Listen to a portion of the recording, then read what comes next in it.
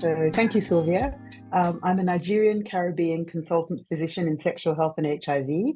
I'm the co-founder of an online menopause clinic called New Woman Health, and I'm the head of patient engagement at Vive Healthcare, a pharmaceutical company that makes HIV medicine.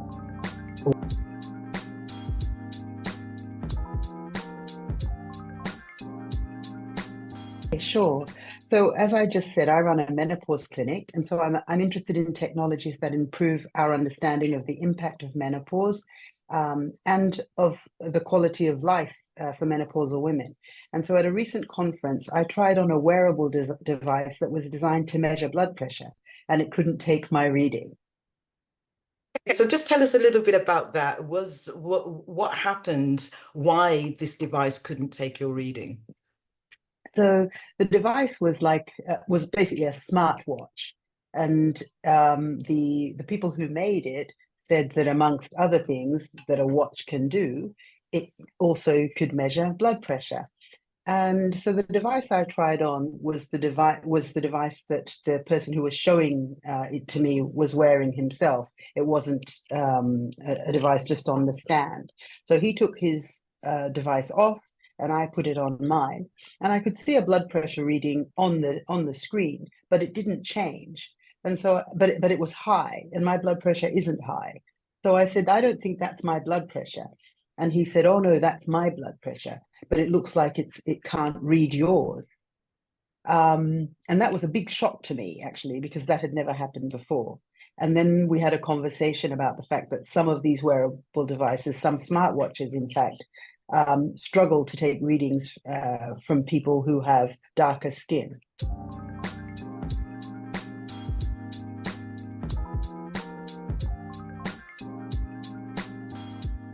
I think my first reaction was surprise. It was only later that I sort of started to feel quite angry about it. And I was surprised because I hadn't even anticipated that there might be a problem.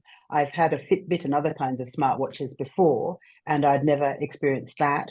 My siblings all have Apple Watches. I don't have one. And as far as I know, there hadn't been a problem. And I had heard vaguely that there might be a problem with smartwatches and people of color. But because I'd never come across the problem myself, I was really surprised. But then that surprise turned to sort of disbelief and then almost anger, actually, because the first thing that came to my mind was, and I asked them, so who did you do the testing of this device in? Did you include people of color in your testing phases?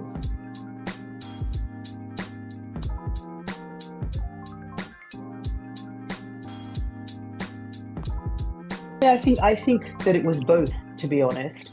And so I'm just going to say something that has sort of come to me as I've reflected on this, because I think that the implications of this sort of thing are important both for people of color in general, but also for women, and there's an intersection between them.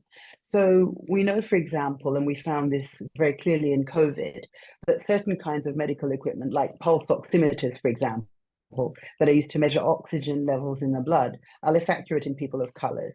So that potentially has life-threatening consequences if you are unable to measure oxygen levels properly in people who have lung disease. And we know that the algorithms that many of these things are based on come from input just from white, usually male sources. And this has caused problems with incorrect calculations of kidney function, for example, meaning that Black people are less likely to be diagnosed and treated for kidney failure or to be referred for dialysis or kidney transplant. And actually, this problem is greater for Black women than for Black men. So women also do worse in this circumstance. And we also know that men and women experience disease and respond to treatments differently. But the majority of people who participate in medical research are white men. And women, and particularly Black women, don't take part in research studies for lots of different reasons. And so this means that new technologies and new medicines are often not designed with them in mind, which then causes big problems for them in the future as they navigate healthcare.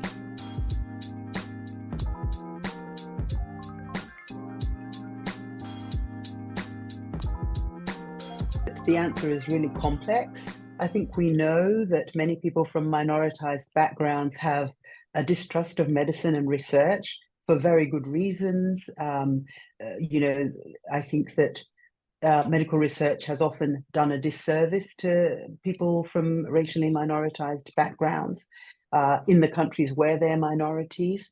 And so this means that people don't volunteer themselves for research because they're worried that they might be experimented on. There's a long history of malpractice and badly performed research in people of color.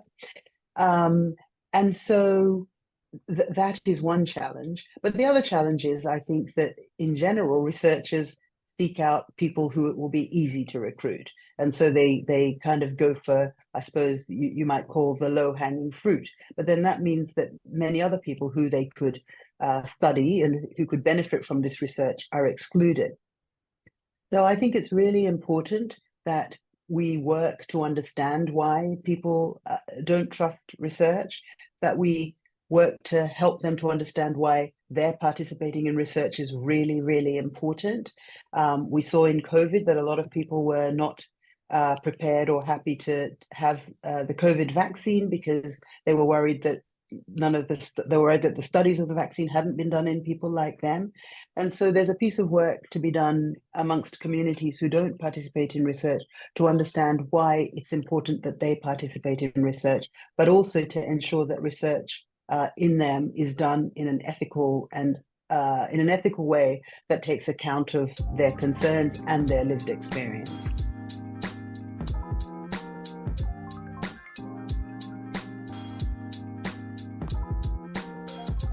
It's important to involve diverse groups of people from the beginning of the development of the technology, from understanding the unmet need, which may differ from one group to another, but also to follow this all the way through the testing process. And when I say diverse, I mean diverse with regard to age, race, ethnicity, sex, gender, as well as other characteristics that might have an impact on the tech being considered. So, for example, for wearables, it's not enough just to have diversity of race, but also of skin tone, because within one race, lots of people have different skin tones. So the most important thing for me is involve people, diverse people from the very beginning.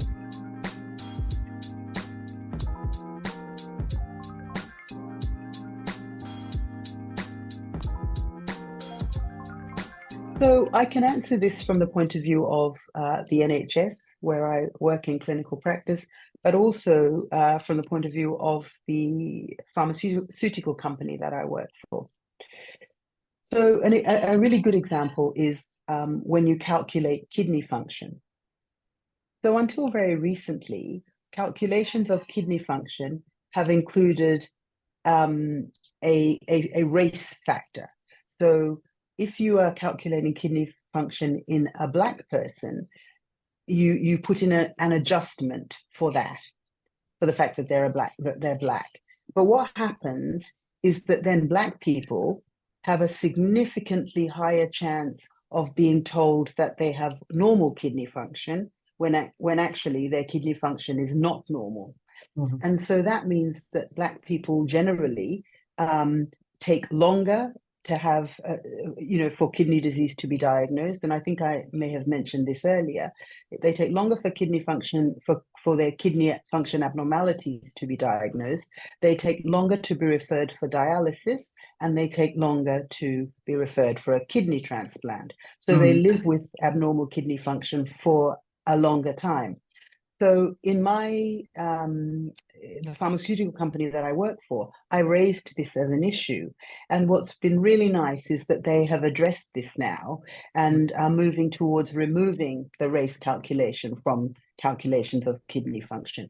And this has also happened in the NHS, as well as some other organizations. So this is a really positive positive move away from, creating harm to people of minoritized backgrounds in something that is really, really important to their health. The other thing that we're doing in my company is one of the medicines we make is an injection. And we know that skin reactions in people of different races are different. And so traditionally, when you look at skin reactions and skin problems have generally always been described in white people. So you look at medical textbooks, you look at dermatology textbooks, and all the pictures you see are of white people. But we know that Black people and darker skin may experience skin reactions differently to white skin. And so in the process of our developing injections, we take into account different skin tones and how they react to injections, so that we can factor that into the work that we're doing.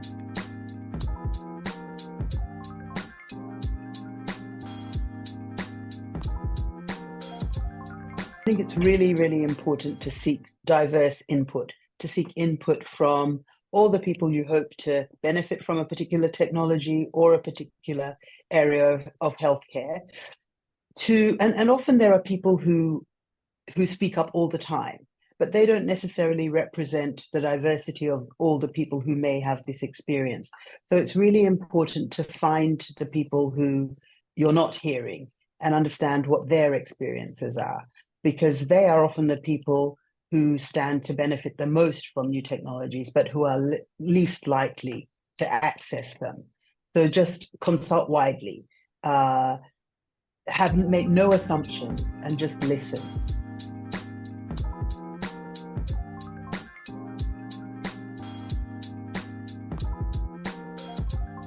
The thing that comes to mind for me is the phrase, nothing about me without me. Wow, I love that. Nothing about me without me. That just speaks of inclusion. Well, thank you so much. And we look forward to hearing more from you. Thank you very much, Sylvia.